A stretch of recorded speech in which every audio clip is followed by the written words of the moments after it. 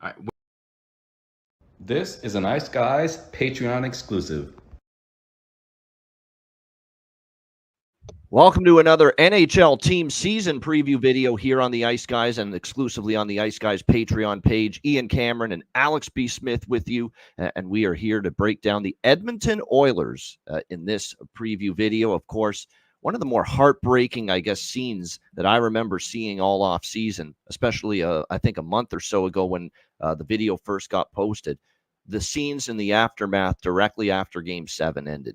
Against the Florida Panthers, and you just see dejection, heartache, almost like you just put every ounce of your physical and mental well-being into a common goal, a common purpose, winning the Stanley Cup, and to fall that agonizingly short and erase a 3-0 series deficit, force Game 7, and then lose in Game 7 by just a single goal. It is a tough pill to swallow. Make no mistake about it. And you could see it etched all over the faces of Connor McDavid and Leon Draisaitl and Zach Hyman saying, I know we're going to do it, boys. I know we're going to do it.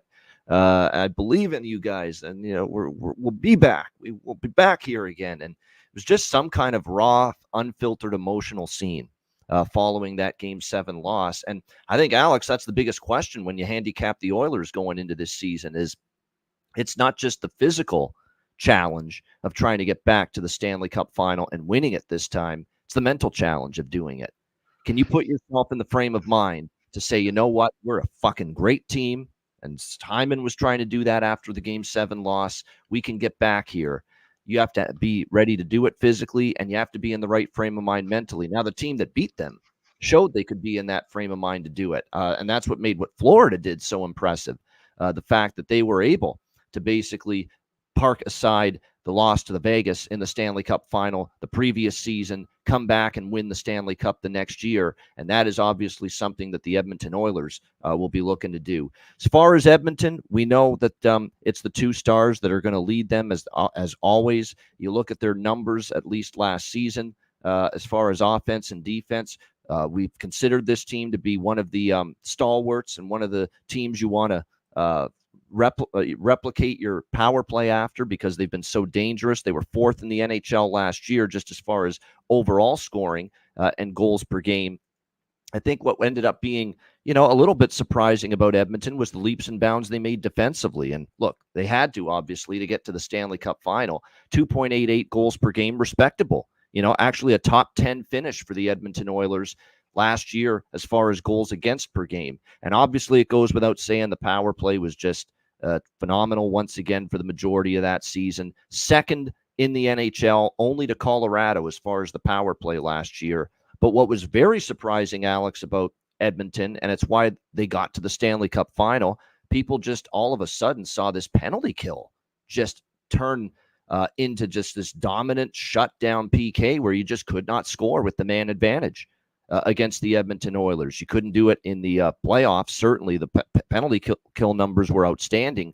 And what's kind of surprising about that is that in the regular season, they were middle of the pack as far as penalty kill, which is actually still an improvement from where they've been in the past. But it was that playoff penalty killing where they were number one throughout the Stanley Cup playoffs that gave them a chance. What did they have? That 30-plus consecutive penalty kill streak going as well through the playoffs. So that kind of stuff that made you think, wow, Edmonton did mature. Edmonton did, take that next step and realize, hey, you got to play both ends of the ice.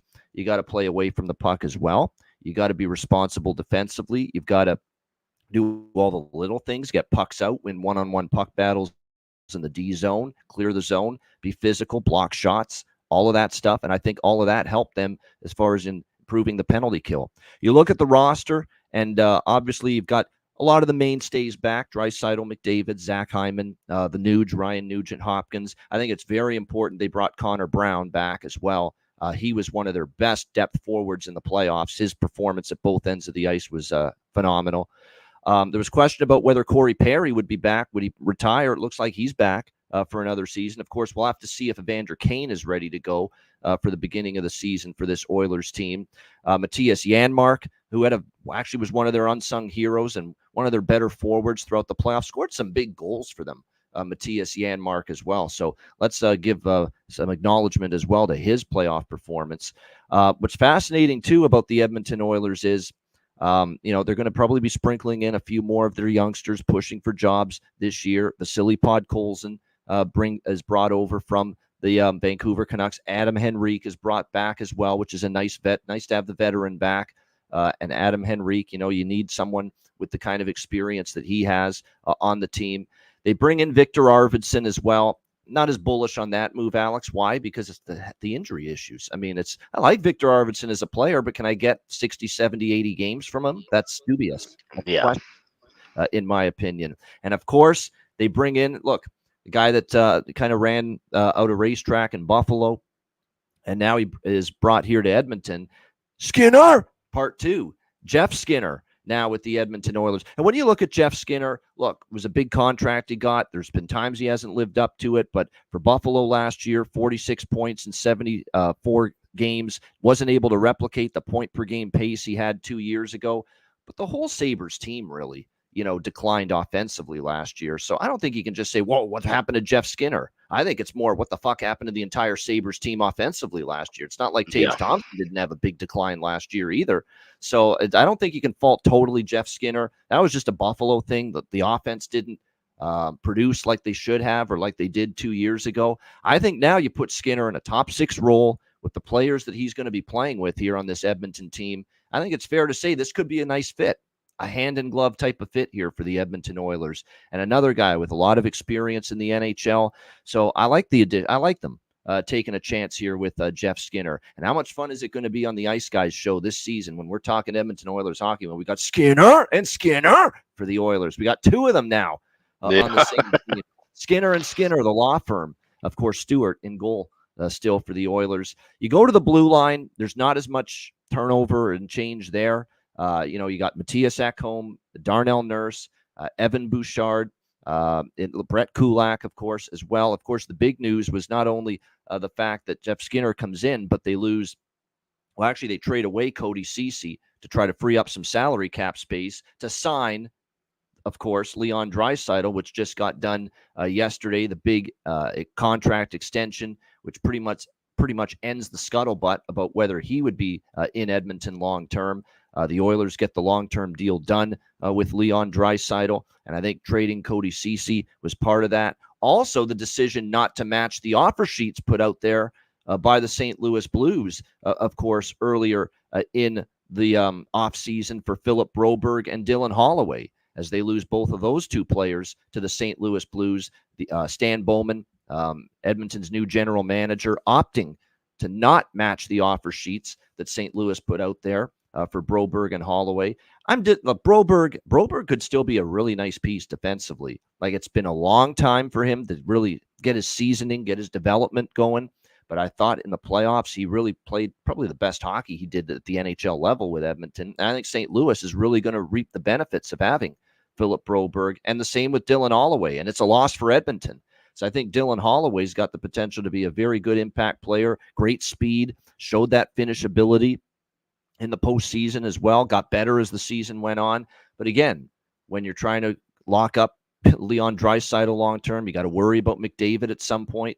You've got to be mindful of this, and you're not going to be able to keep everybody. And you're certainly not going to be able to match the kind of offer sheet that St. Louis put out there and Doug Armstrong for Holloway and Broberg. So I understand the decision not to match and trade Ceci, free up cap space. Edmonton was able to do that. But now there are a few more questions at the back end of the blue line because Ceci's gone and Broberg's no longer in the mix. You're going to see Ekholm, Bouchard, Nurse, Kulak, and there's going to have to be some new faces step up, whether it's Ben Gleason, who's brought in, Josh Brown, who's a veteran, rugged, physical defenseman who doesn't mind dropping the gloves either.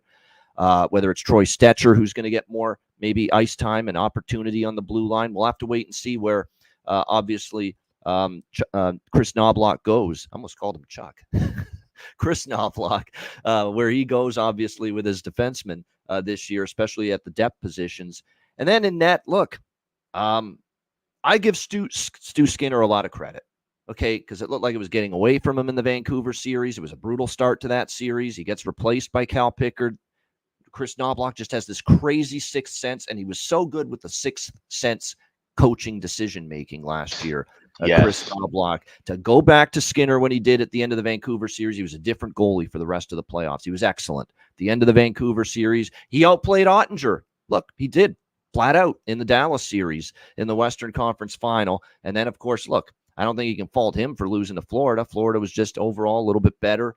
I don't think there was a terrible goaltending performance from Stu Skinner in that series. He had a really good playoff the rest of the way. I'm certainly more of a believer in what's to come from Stuart Skinner after seeing the mental adversity he fought through to get his game back on track in the most important time of the year.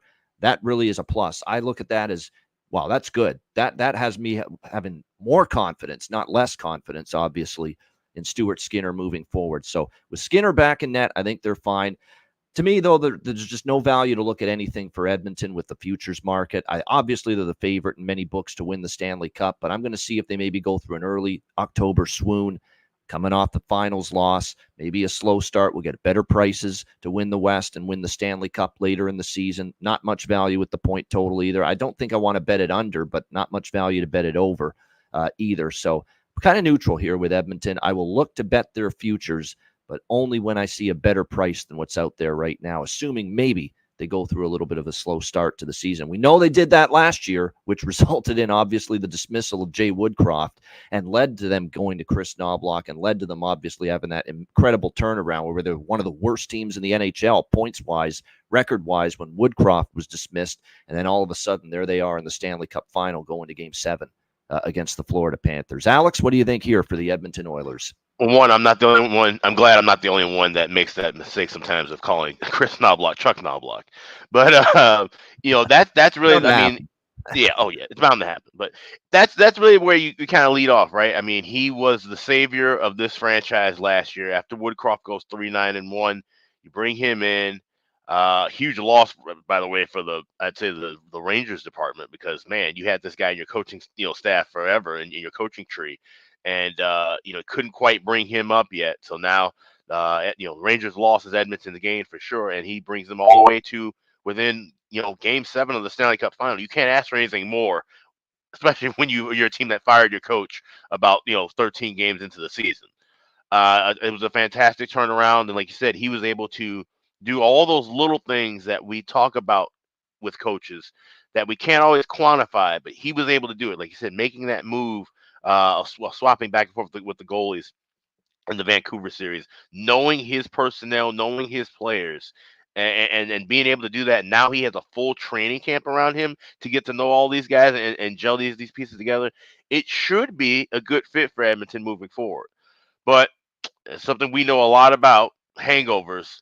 This is a serious cup hangover that could potentially loom over them because, like I said, how hard you had to play throughout the majority of the season. The fact they were playing catch-up games in December and January, that means they were playing hard hockey from December, January, February, March, April, May, and then into late June, where you need to come back from down 3-0, force a Game 7 to ultimately lose it.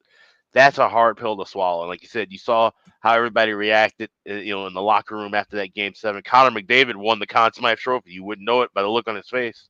The way that he played and just the way that he gave everything that he could, had a historic playoffs, and it's all for naught in his head because he doesn't have the Stanley Cup next to him, and that's respectable. You have to understand how these guys feel, and I know people were saying, "Oh, it's sour grapes that he didn't go out and get the award." That's not the award they were going to get. That's not the award any player's ever going to get when they win it, to be honest. I mean, I'm sure everyone who's won a Conn Smythe has been happy to get it, but they're happier about the silver trophy that they get after that one. So, Yeah. and it's interesting now, Leon Draisaitl signing that deal. There's not a lot of cap room, which is the reason why they made the GM hire they did. Stan Bowman is now back in the league, and he's the guy who really his expertise is about, finding a way to get everything done within the cap confinements. And that's something they're going to need now and in the future. But I think the big question is Connor McDavid stick around with this team much longer? If Edmonton does come off to a slow start this season, and now we're talking about shaking things around and moving things around with the lines, we know Draisaitl's not going anywhere for the next 8 years, but Connor's contract's coming up pretty soon. And if this team, you look at their lineup and like I said, how they were able to plug and play guys last year, and the pieces that they've added are great. Like you said, You got Jeff Skinner coming in, Adam Henrique coming back, staying for a couple more years. Victor Arvidsson, if he can stay healthy, is a quality guy to have. A good two-way player. Connor Brown coming into his own. But I just take a scroll up and down this list, and there's a lot of guys whose ages start with 3 compared to this starting with the number 2. This is a much older team, and this team's going to have to retool and rebuild sooner than later. Your only big bargaining piece when I look at this lineup is Connor McDavid. So it wouldn't shock me if we are close to seeing the last days. I don't know if it's going to be necessarily be this season, but I think Connor McDavid's days as an Edmonton Oiler are numbered. And that's why this seems like it's a really go for broke kind of season. We talked about this with Dallas, how it's, Stanley Cup or bust. I think that's the same thing with Edmonton. You have to get right back to where you were and be in the Stanley Cup final. You have to win the West. Anything else less than that is a true disappointment of the season. And that's tough to say for a team that, like I said, had to make such, climb such mountains to get to that pinnacle and then fall short. But that's the only thing that I see, being reasonable with Edmonton, and while you still have the 2 best players in the world playing together. That's not a guarantee that you have that moving forward, because even with the salary cap money going up, it's still, there's a lot of finagling, and they have to learn from Toronto, right? You can't just bury all your money into 4 or 5 players. And with the Darnell Nurse contract now, you got this, contract with Draisaitl. You got to keep, like I said, Evan Bouchard's becoming a great defenseman. You got to pay him at some point too. Who's the odd man out? And like I said, at the same time, you don't want to tie up all of that money, $9, $10 to $14 million potentially, into 4 guys. So it's all or nothing here for Edmonton. And if you believe they can make it that far, then that's the way you bet it. Bet them to win the Pacific Division. Bet them to win the West. Bet them to win the Cup.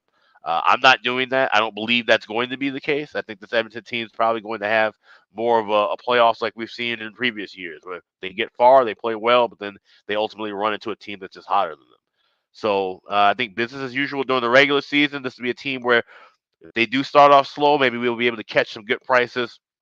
Or the books trying to scramble and adjust, thinking that this is the same thing that we saw last year, where here they are starting off slow in October, November, but that really just could just be more of a Stanley Cup hangover thing, and then this team gets rolling into, say, American Thanksgiving and into Christmas and so forth, and then we'll find spots and ways to bet on the team totals, goal props, Zach Hyman. I mean, if he can just copy paste what he did last year, I would be completely happy with that, because I made so much money off of Zach Hyman scoring the first goal of the game, the first goal for the Edmonton Oilers. Same thing with Leon Draisaitl. Those guys were absolute money makers for us and for those who watched the show all throughout last year. So if those guys could do the same thing throughout the whole year, maybe not necessarily the entire club, that would be good from a betting standpoint. But it should be an interesting season for Edmonton. It's got to be tough for the fans. I can't imagine being in a situation like that last year as a fan, where you start off looking like, oh, here we are about to blow a season. Then you turn it around. You make these great runs all the way through, but then ultimately lose in that fashion. That's absolutely heartbreaking. So my heart goes out to Oiler fans. And like I said, see if they can try and get the job done this year, because that clock is ticking very loudly. It is ticking. And look, 54 goals from Zach Hyman, career high, unbelievable season. Can he duplicate that, though? Big question. Obviously he's got players that he plays with, like a McDavid, to help him get there again, but not always easy when the puck's going in like that it can go in guaranteed like that for a second straight season. So it is fascinating to see what we're going to get from the Edmonton Oilers. And like I said, they're definitely taking a wait and see approach. I definitely want to get in because I have more confidence in them losing in the Cup final, getting back there and winning the next year based on Florida being able to do that. But I don't want to bet it at this price. I'm looking for something better later in the season. Yeah, definitely. This is definitely an in-season betting team as far as futures go. No doubt about that. There's your Edmonton Oilers season preview. Alex B. Smith and Ian Cameron. 32 teams in 32 days. Your NHL team season preview videos continue to roll along right here on the Ice Guys.